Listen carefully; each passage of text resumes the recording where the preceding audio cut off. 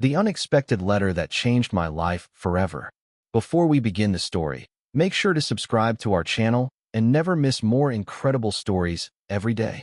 The envelope rattled like bones when I shook out the key. That's the line that cleaved my life in two. I'm Rowan, 30, the person your city forgets to thank. I catalog water-damaged birth records and folded maps in a county archive that smells like pennies and rain. Evidence is my language, stamps, signatures, paper that refuses to lie. The envelope was certified, green return card stapled on, postmarked 2 towns upriver. Inside, a brass storage unit key taped to a letter from a dying attorney named E.H. Whitaker. He wrote that the truth about the 2002 Jackson Mill explosion, our town's creation myth and our family's curse, was not what we believed. He wrote my name in a careful, old-world script and said, "If you are reading this, time ran out on my courage." There was a unit number, dates, and a warning. Certain parties will not let this surface. I thought of Mom, Sloan, who calls the past a quarry that buries the digger. I thought of my brother, Theo, whose student loans clung like burrs. And I thought of the riverfront, shiny glass swallowing the sky, funded by men who loved ribbon cuttings more than payroll. I could burn the letter, keep our dinners peaceful, our names unremarkable. Or I could turn the key. The letter ended with one last sentence, underlined twice. The settlement money that saved your family should have gone to someone else. I flipped the key in my palm, and my phone lit with an unknown number. The caller said, "If you value your mother's peace, forget the key."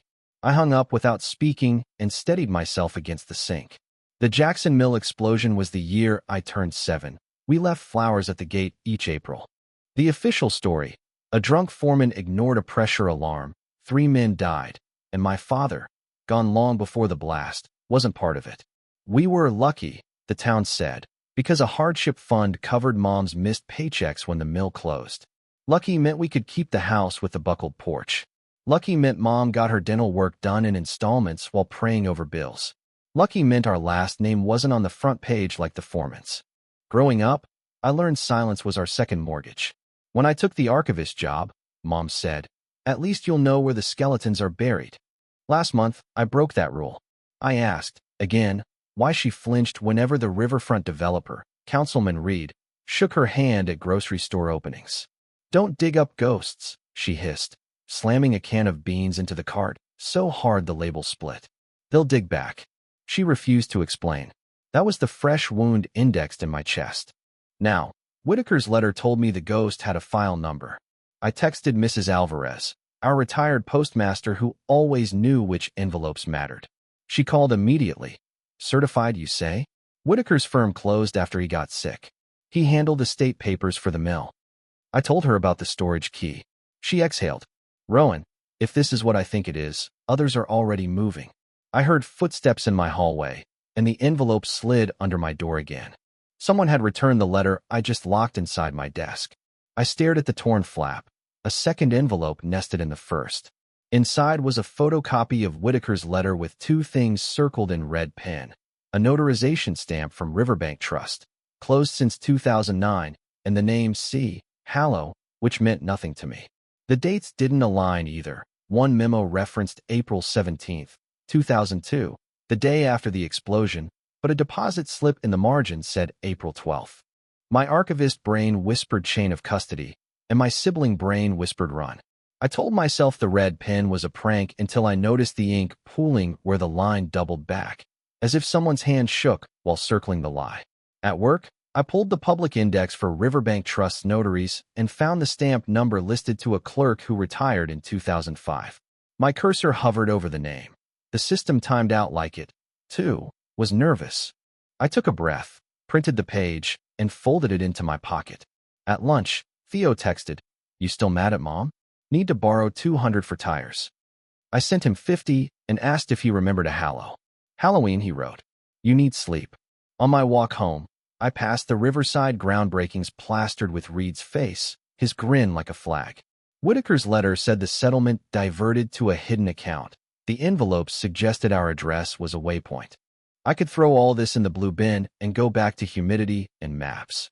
My apartment buzzer sounded, and a man's voice said, "Whitaker owed me something. Does his letter owe you too?" He added, because see, Hallow is my mother, and she's dead. I didn't buzz him in. Instead, I texted Mrs. Alvarez and stepped into the stairwell with pepper spray and a recorder app. The man stood below in a wrinkled suit, eyes swollen from either crying or sleeplessness. I'm Daniel Hallow, he said, holding up a cracked driver's license. My mom, Clara, worked nights on the line. She died 6 months after the explosion. We were told there was no compensation. His jaw trembled. Then I found a ledger page with our address written wrong and yours written right. He showed me a phone photo, ledger columns, a scribbled arrow, an account ending in 1186. My hallway smelled like damp wood. I'm not your enemy, he said. Whitaker called me from hospice. He said he'd sent an evidence trail to 2 people in case he lost his nerve. 2 people. My stomach dropped. You and who?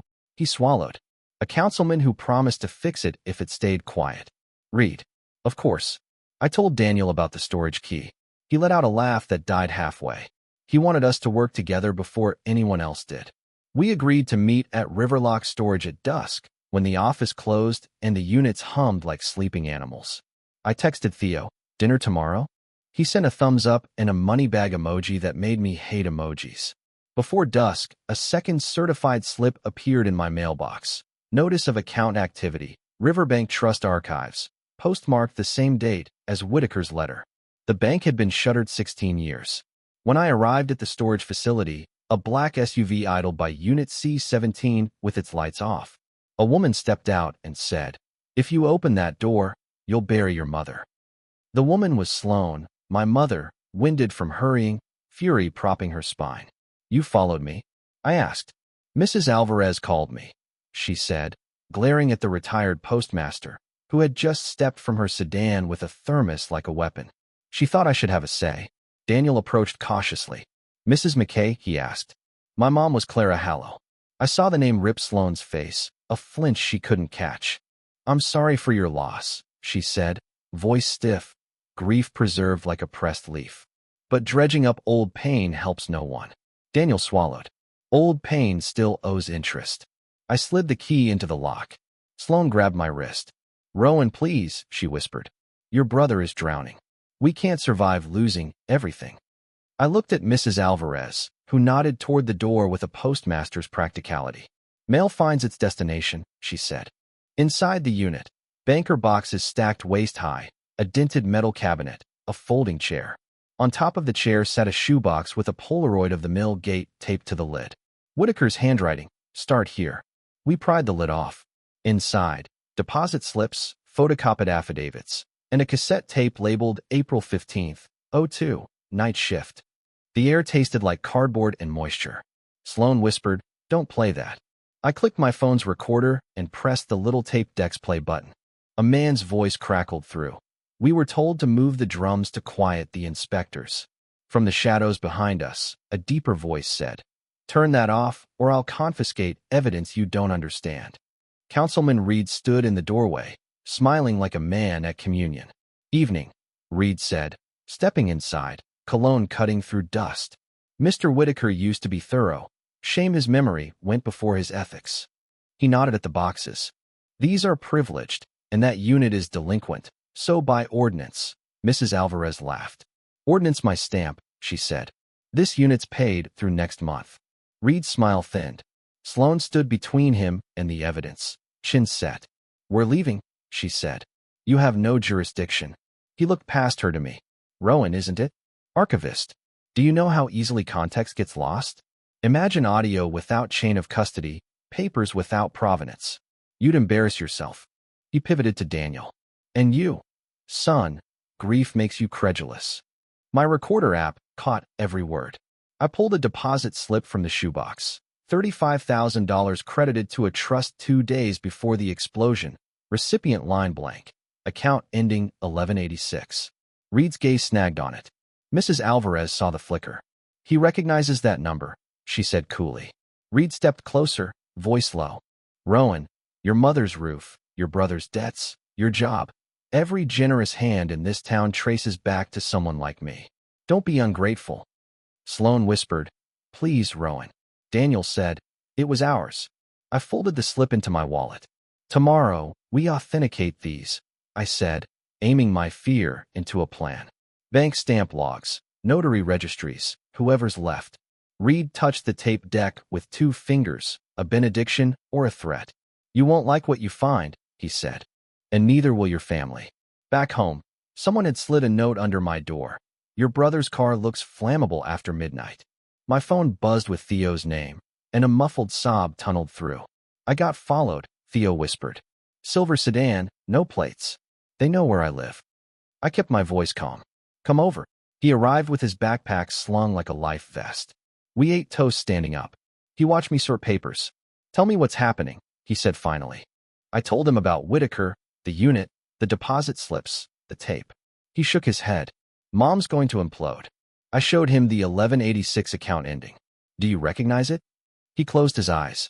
I've seen 1186 on an old insurance card Mom kept in the freezer, under the butter. The freezer. Of course. Sloan hid important things where burglars wouldn't check and children would. We drove to the old house. Sloan's porch bulb buzzed like a trapped fly. She met us at the door, eyes red, jaw steady. You invited consequences, she said, stepping aside anyway. The freezer held peas, a frostbitten pie, and a warped envelope sealed with tape. Inside, a beneficiary card for a community hardship trust, account ending 1186, with our address partly whited out and rewritten in careful block letters. The notary stamp matched the Riverbank Trust number from 2002. Mom, I said softly, why is our address on a hardship trust? She stared at the kitchen tile until tears made the grout swim. Because someone told me it would save you, she said. And because I signed where I was told without reading all the pages. Theo slid down the cabinet and covered his face. Who told you? Sloane's hands shook. Reed, she said. But it wasn't his idea. A name she hadn't spoken in 23 years slipped out like a splinter. Your father's. She whispered. He forged my name while I cried in the parking lot. My father, the man who vanished before the mill blew, a rumor with shoulders, had been the ghost behind the ledger. Sloan told us about the day after the explosion. The parking lot behind Riverbank Trust, a folding table, men with folders, a woman with a stamp. Reed said it was a hardship fund, she said. Your father had already arranged things. He said we deserved security the town denied us. The cassette's date, April 15th, scraped my brain. The deposit, April 12th. The timeline was a pretzel. Mom, I said, did Clara Hallow sign anything? She rubbed her temples. Clara refused. She said she wanted her day in court. Daniel's mother had been punished for wanting daylight. We needed more than stories. We needed authentication. Mrs. Alvarez texted, bank records tomorrow, 9 a.m., asked for Milton. He owes me stamps. At the archives, I loaded microfilm and found a tiny column. Reed announces Riverfront Task Force, April 10th, 2002. The same week. Power was a tide and a schedule. I called Attorney Park, a mutual friend of Mrs. Alvarez. He agreed to meet us, offering precise, cool questions even over the phone. Secure chain of custody logs for the tape. Photograph every stamp with scale. Request notary ledger via subpoena. My heart hammered with a certainty that felt like standing on a ledge. Theo asked the cheapest question with the largest price tag. Do we blow this up now, or try to fix it quietly? My mouth opened, closed. We secure proof first, I said. Then we choose. At 8:57 a.m., Riverbank's records clerk unlocked a gray door and said, You didn't get this from me. He slid out a ledger showing 1186 linked to C. Hallow, address amended. Milton's office smelled like old toner and coffee.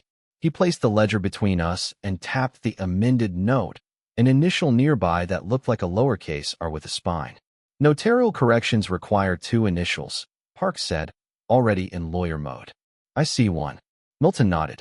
We lost some ledgers during the closure shuffle, he murmured. But I remember this week. Reed camped out in the lobby like a weather vane. On the photocopy, April 12, 2002, deposit to trust 1186, source, private donor, no donor listed. April 15th, affidavit intake at the Mill Clinic, tape recorded. April 17th, explosion report addendum, foreman intoxication flagged. Park photographed each page with his own scale ruler, then had me do the same with mine. 2 chains, 2 timelines. We'll need a bank officer to authenticate, he said, and to explain why an address amendment led to a beneficiary change. Theo glanced at me, panic and relief dueling. If Mom was forged, she's a victim too. Park's mouth made a line. Victims sign things every day under duress. We left with copies and a politely terrified Milton. That night, my phone lit with an invite to a riverfront fundraiser hosted by Reed. Open bar, silent auction, the whole laundering of public affection. Mrs. Alvarez texted, I have 2 name tags from the post office's charity table. Want to crash? I hesitated. Pattern interrupt, she wrote. Make them look you in the eye. At the fundraiser, Reed's smile froze when he saw our name tags and Park's briefcase. He whispered, You don't understand who else this implicates, and you won't like it. The ballroom was bright enough to tan. Reed guided us to a corner flanked by flowers and photographers pretending not to aim. You think this is about a single trust, he said, voice a low metronome. Your mother benefited because your father brokered a deal to keep the mill from collapsing the city pension. Park's eyebrow rose. Then why the forged address? Reed's jaw flexed. Because Clara refused to play, and your father insisted on taking care of his family by any means necessary. He said he'd handle the paperwork. Theo swore under his breath. You used her refusal to reroute the money, he said. Reed's eyes slid to the crowd. If you open a scandal, every retired teacher and trash collector will wonder if their checks bounce. Do you want that blood? He was good at intimidation that sounded like civic duty. We can repair without spectacle, he offered. A quiet correction, a donation to the Hallow family, a press release about legacy funds. Park checked his watch, bored on purpose. Document authentication is tomorrow at 10, he said. If you're clean, you won't mind joining us. Reed's smile returned like a coin. Of course. As we turned to leave, a woman with a name tag reading Museum Board brushed my elbow and slipped a folded note into my pocket. My skin chilled. Outside under the awning, I read it by streetlight. He wasn't the only one forging. Check your father's old union card. At home, I found the card, and my father's signature didn't match anything. I pinned the union card beside the notary stamp photocopy and took macro photos. Dr. in Rowan, my father's habit of signing birthday cards to Rowan, from R, curled inward like a hook. On the card, Dr. stabbed straight down. Park arrived early with a portable scanner and calm like anesthesia. We'll let a forensic doc look, he said, but your gut's right. We headed to the courthouse annex, where the bank's compliance officer waited in a conference room that smelled like dry erasers. Milton had been replaced by a woman named Jess whose badge said she'd been there only 2 years. She laid out the ledger, the stamp book, the address change policy from 2002. Reed swept in late, hair precise, with a man carrying a leather folio I recognized, City Pension Council. I hit record openly. Transparency can be armor. Jess walked us through her findings. The stamp number matches the clerk retired in 2005, she said. The notary ledger shows an address amendment for Clara Hallow, but the beneficiary change is initialed only once. Park slid forward our photos. We believe the second initial is missing because the signer wasn't present, he said. Reed's counsel interjected. Chain of custody on that cassette? Park smiled thinly. Postmaster witness, time-stamped photos, 2 separate recordings, and a sworn declaration available this afternoon. We watched the tape on a dusty player. A voice identified as clinic administrator said, "Move the drums before the inspector arrives." The timestamp placed it 3 days before the explosion. Reed's counsel paled. Theo squeezed my hand under the table as a bailiff stepped in and said, "Ma'am, there's been a disturbance in the lobby." Sloan had come to confess, and she had brought a name I feared. Sloan stood with her purse clutched like a flotation device. "I need to say it here," she said. "I signed 1 page, the hardship registry, because I believed it was for clinic bills. My husband, Rowan's father, took the rest and said he'd handle the bureaucracy." Her voice cracked. "He called Reed that night." Reed didn't deny it. He lifted his palms. "I facilitated a stopgap to prevent panic." Sloan swallowed. "He threatened me, too. Said if I told anyone, he'd say I cashed in on death." Daniel stepped forward from the doorway. He'd slipped in during the commotion, face carved by years of being ignored. "My mother died without a settlement because you reassigned it," he said, voice steady. Park connected a projector. On the wall bloomed our montage. Ledger entries, the frozen union card signature, the taped transcript with time codes, a scan of the freezer envelope. Park's narration had the precision of rain. This shows a pattern. Off-books deposits predating the explosion, an address amendment used to reroute a trust, and a misattributed beneficiary line. Motive could be political shielding, pension trioff, or personal enrichment. Reed's counsel asked for a recess. Park declined. The compliance officer spoke, words careful but clear. We will refer this for criminal review and notify the oversight board. Reed turned to me, eyes finally naked. You think truth absolves you, he hissed. You'll be the one who broke the town. The pension counsel whispered something to him, and the color left Reed's face like a tide. He staggered, then pointed at me and said, Your father never left town. I felt the room tilt. He left, I said. He left when I was 7. Reed shook his head, a strange pity creasing his brow. He's been the riverfront's anonymous investor through shells, he said. He wanted your family covered so he could move freely here. Park stared at the screen. If true, we'll find his signatures in corporate filings. I thought of the union card again, the straight-stabbed R. 2 signatures, 1 myth. Sloane sank into a chair. He called me on birthdays, she said hollowly. From blocked numbers. Jess gathered the ledgers, voice small. The bank will cooperate. The bailiff recorded names for the report. When we stepped outside, cameras waited. Rumor outruns shoes. A local blogger shoved a mic at me. Are you accusing Councilman Reed of fraud? I remembered Whitaker's underlines. Certain parties will not let this surface. We're authenticating documents, I said, and seeking restitution for the Hallow family. That night my inbox became a swamp. Threats, praise, job interview invites from people who smelled drama like truffles. The archive director called, nervous. Rowan, I need to place you on leave until this settles. I nodded, even though he couldn't see. Theo slept on my couch with his shoes on. Sloane texted a photo of our porch light, dark for the first time in years. I can't face the neighbors, she wrote. Mrs. Alvarez sat at my small table, counting out action items like stamps, restraining order for the silver sedan, therapy referrals, a meeting with the district attorney's office, a press diary to control the narrative. You didn't break the town, she said. You fixed the scales. Then a voicemail arrived from a gravelly voice saying, Rowan, it's me. Do not turn me into a headline. The caller ID showed no number, only a single capital letter, R. Therapy started the next morning, a quiet room where I learned to breathe past adrenaline. I wrote boundaries on an index card. I will not meet unknown callers alone. I will not negotiate without counsel. I will not trade truth for reputation. Daniel and I met Mrs. Hallow's sister, who brought a shoebox of her own, a union photo, a battered wallet, and a letter Clara wrote, but never mailed to the ethics board. Park helped us craft a restitution plan, a public fund seeded by seized assets, audited quarterly, with scholarships in Clara's name. Sloane asked for help with her statement. We set conditions in writing. No more secrets, therapy attendance, and no contact with anonymous callers. Theo sold his gaming setup to make a first donation. He cried and then laughed at himself.